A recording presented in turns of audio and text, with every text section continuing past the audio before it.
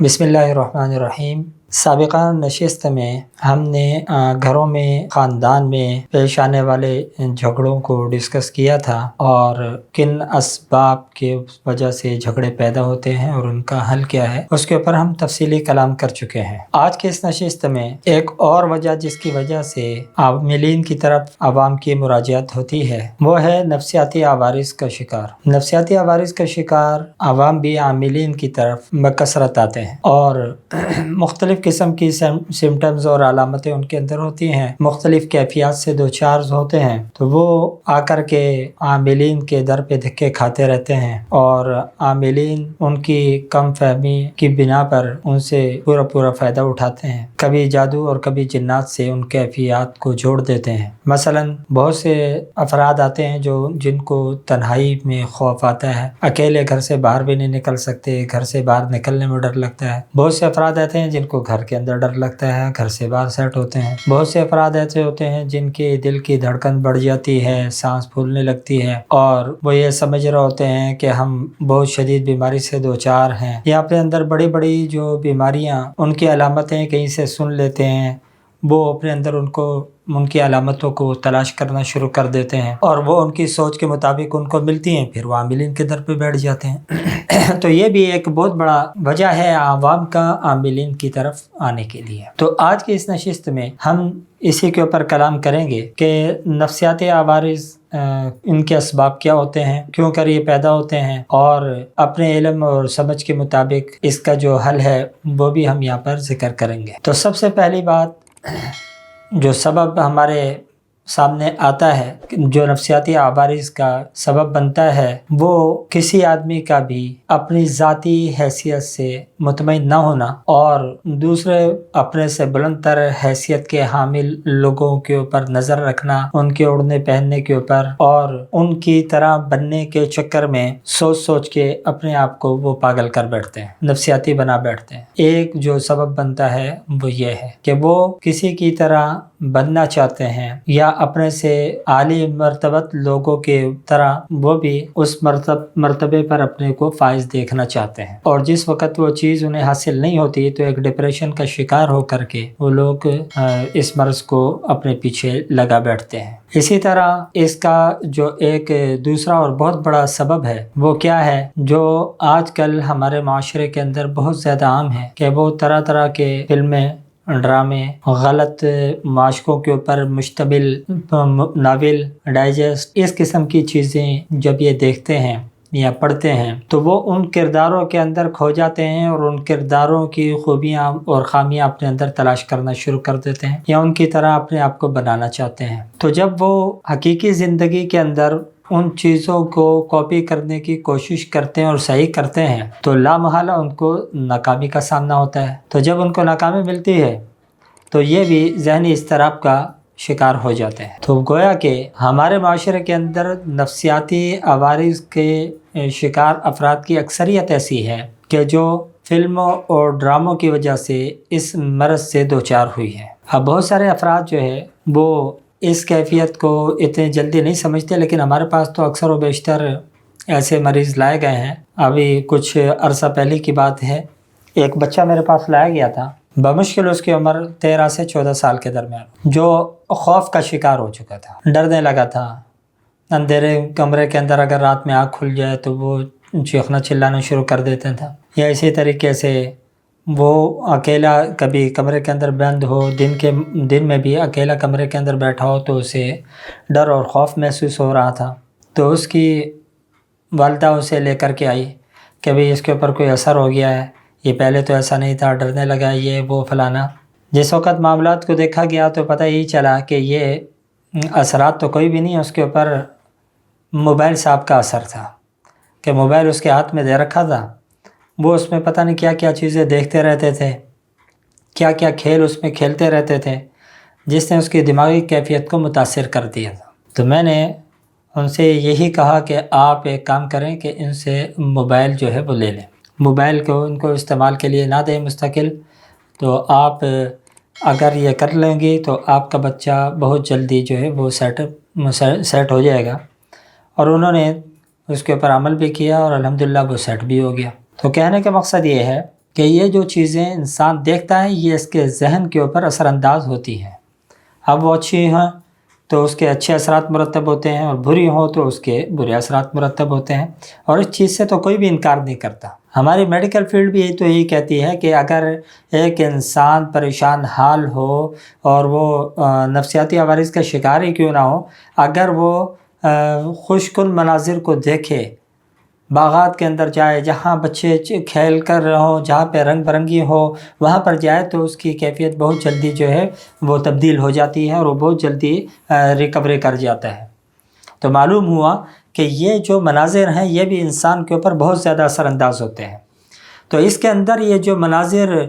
فلمائے گئے ہوتے ہیں، وہ فلم کی صورت میں ہو، ڈراموں کی صورت میں ہو، یہ بھی انسان کے اوپر ایسے ہی اثر انداز ہوتے ہیں جس طریقے سے حقیقی زندگی کے مناظر انسان کے اوپر اثر انداز ہوتے ہیں. اس کے بول بھی اثر انداز ہوتے ہیں، جو چیزیں وہاں پہ وہ سن رہا ہوتا ہے وہ بھی اس کی زندگی کے اندر جو ہے اثر انداز ہوتی ہیں. تو کہنے کا مطلب یہ ہے کہ جو انسان نفسیاتی عوارض کے شکار ہوتے ہیں ان میں اکثریت کے پیچھے جو سبب بنا ہے وہ سبب بنتا ہے یہ فلموں اور ڈراموں کا بہت زیادہ دیکھنا، یا عشقیہ اور اسی قسم کے غلط قسم کے ناول اور ڈائجسٹ وغیرہ کو پڑھنا، یہ ان کو نفسیاتی بنانے کا سبب بنتا ہے. اسی طریقے سے اور جو ایک بہت بڑا سبب ہے انسان کو نفسیاتی عوارض کا شکار کرنے کا، وہ کیا ہے؟ انسان کا فارغ البال بیٹھے رہنا. ایسے لوگ جو اپنی صلاحیتوں کو بروئے کار نہیں لاتے، عملی زندگی کے اندر کوئی قدم نہیں اٹھاتے بلکہ ہاتھ پر ہاتھ رکھ کر بیٹھے رہتے ہیں، تو اس کے بعد وہ مختلف قسم کے سوچوں کے اندر گھر کر کے اپنے آپ کو نفسیاتی بنا بیٹھتے ہیں. اور اس میں کوئی عمر کی قید نہیں ہے کہ بھی بڑی عمر کا ہوگا تو تبھی وہ فارغ رہنے سے کیا ہوگا؟ نفسیاتی عوارض کا شکار ہوگا. کسی بھی عمر کا فرد اگر اس کو کوئی صحیح ایکٹیویٹی نہ ملے اور وہ گھر کے اندر ایسے فالتو بیٹھا رہے، ہاتھ کے اوپر ہاتھ رکھے، تو ایسی صورت میں ایک دن آئے گا وہ فارغ البالی بھی اس کو کیا کر دے گی؟ نفسیاتی عوارض کے شکار بنا دے گی. تو اس لیے کہا جاتا ہے کہ آپ اپنی زندگی کے اندر کوئی نہ کوئی ایک ٹائم ٹیبل بنائیں جس کے اندر آپ جو ہے مختلف جو امور سر انجام دیں، تاکہ آپ زیادہ فارغ نہ ہوں. جب فرصت نہیں ملے گی سوچنے کے لیے، زیادہ آپ کاموں کے اندر انگیج رہیں گے، تو ایسی صورت کے اندر کیا ہوگا؟ آپ نفسیاتی عوارض سے محفوظ رہیں گے. اسی طرح ایک اور چیز جو بہت بڑا سبب بن رہی ہے معاشرے میں نفسیاتی افراد کو تعداد بڑھانے میں، وہ کیا ہے؟ یہ جو بے روزگاری، یا یہ کہہ لیجئے کہ اشیاء ضروریہ کا انسان کی دسترس سے باہر ہو جانا. جب اشیاء ضروریہ انسان کی دسترس سے باہر ہو جاتی ہیں تو وہ اس کی فکروں کو اپنے اوپر حاوی کر کے اور اس کی ٹینشنوں کے اندر گھر کے مستقل اپنے آپ کو نفسیاتی مریض بنا بیٹھتا ہے. اب آ جاتے ہیں کہ ان تمام مسائل کے ذریعے جو انسان اپنے آپ کو نفسیاتی مریض بنا بیٹھا ہو، اب اس کا حل کیا نکالا جائے؟ تو دیکھیں، سب سے پہلی بات تو یہ ہے کہ اگر کسی انسان کو یہ فیل ہو جائے خود یا اس کے اہل خانہ کو کہ یہ نفسیاتی عوارض کا شکار ہو چکا ہے، تو سب سے پہلے تو اس کو کسی مستند ڈاکٹر سے کیا کیا جائے؟ ٹریٹمنٹ دلوائی جائے، اور اس کے بعد اعمال کی بھی سہارا لیا جائے. میں اعمال سے منع نہیں کر رہا ہوں بالکلی طور پہ، لیکن یہ جو اصل علاج ہے اس کی طرف اسے پہلے لایا جائے، اور پھر اس علاج کے اندر معاونت کے لیے آپ جھاڑ پھونک والوں کے پاس جائیں، دم کرنے والوں کے پاس جائیں، ان سے دم کروائیں. لیکن ایسے افراد کا انتخاب کریں جو آپ کی اس جسمانی عارضے کو، جن کے اسباب بھی ظاہری طور پر ہمیں معلوم ہیں، ایسے عارضے کو بھی وہ جادو اور جنات کے ساتھ جوڑنے والا ہو. ایسے لوگوں کے پاس ہرگز نہ جائیں. اب جب اس قسم کی کیفیات اور علامات لوگوں کے اوپر جو ظاہر ہوتی ہیں، جن کا اکثریت عوام کو جو ان کے اسباب کا پتہ نہیں ہے اور ان کیفیات کا پتہ نہیں ہے، تو وہ یہ سمجھ بیٹھتے ہیں کہ یہ چونکہ ایسی کوئی بیماری تو ان کو علم میں ہوتی نہیں ہے کہ جس کے ساتھ یہ کیفیات پیدا ہو، تو وہی سمجھتے ہیں کہ بھئی پتہ نہیں کسی نے اس کے اوپر کچھ کر دیا ہے اور کوئی جادو کا چکر ہو گیا ہے یا کوئی جن اس کے اوپر حاوی ہو گیا ہے. تو وہ جادو اور جنات کو لے کر کے ہی عاملین کے پاس جاتے ہیں۔ اکثر ایسے آنے والے یہ تھوڑی ہمیں کہتے ہیں کہ بھئی ہم جو ہے وہ نفسیاتی عارضے کا شکار ہیں، بلکہ وہ یہی تو چیک کرتے ہیں، دیکھیں جی ہمارے ساتھ ہوا کیا ہے، کسی نے کچھ کر دیا ہے یا کسی جن چڑیل بھوت کا ہمارے اوپر اثر ہو گیا، کیا مسئلہ ہے، پہلے تو یہ بندہ ایسا نہیں تھا یا میں ایسا نہیں تھا، لیکن اب اس کے اندر یہ کیفیات ہے یا میرے اندر یہ کیفیات ہے، تو کیوں؟ وہ اس کا ریزن جاننا چاہتے ہیں ہمارے سے۔ تو اگر کوئی صحیح طریقے سے اس کو حقیقت حال سے روشناس کروائے، اس کی کیفیات کو جانچے پرکھے، اس کے روزمرہ کے معمولات پوچھے کہ بھئی کیا اس کی روٹین تھی اور کب یہ ہوا اور کیسے ہوا، تو بہت جلدی وہ اس کی تعین بھی کر سکتا ہے کہ یہ کس سبب سے یہ نفسیاتی عارضے کا شکار ہوا ہے، اور جب تعین ہو جائے تو پھر اس کے بعد اس کے علاج کے لیے ڈاکٹر کے حوالے کر دیں۔ البتہ چند اعمال ایسے ہیں کہ جن کے کرنے سے اس کے علاج معالجے کے اندر سہولت ہوتی ہے۔ ان اعمال میں سب سے بڑا عمل جو ہے وہ یہ ہے کہ روزانہ بعد نماز فجر 41 مرتبہ سورہ فاتحہ پڑھے، مریض کے اوپر بھی دم کرے اور پانی کے اوپر دم کر کے مریض کو دیں کہ وہ پورا دن اسی پانی کو پیتا رہے، اور 40 دن تک کنٹینیو یہی عمل دہراتے رہیں کہ ہر دن فجر کے بعد یہ سورہ فاتحہ پڑھنے کا معمول بنائیں، پانی کے اوپر بھی دم کریں، مریض کے اوپر بھی دم کریں، جو مریض پورا دن پانی پیتا رہے تو اس سے انشاءاللہ اسے